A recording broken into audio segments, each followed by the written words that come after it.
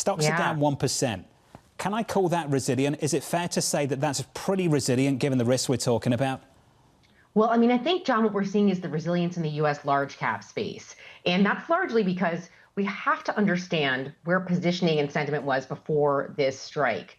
And that was that U.S. large caps were less attractive or less exciting asset class or part of the equity market than others.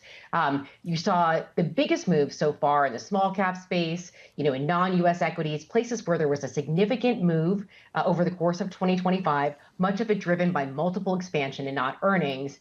And the U.S. large cap space, the S&P 500, which has been treading water for 6 months, is holding up relatively well because people had already taken down a little bit of their exposure there.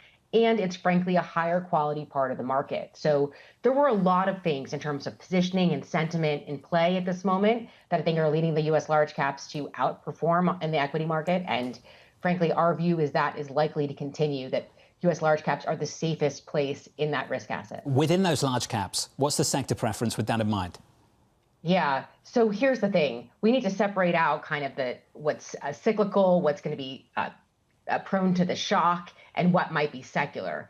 In this case, a lot of people had faded their risk in the tech and comm space, and we understand why. Huge concentrated positions. We've talked about it so many times. Questions around the sustainability of AI capex. Hopefully people took some of that fear off as we went through first quarter earnings season. But the whole point is that people were taking down some of the risk in some of the secular growers. I think those still offer better quality and frankly better likelihood of being able to sustain their earnings momentum even in more kind of a geopolitical and economic shock environment.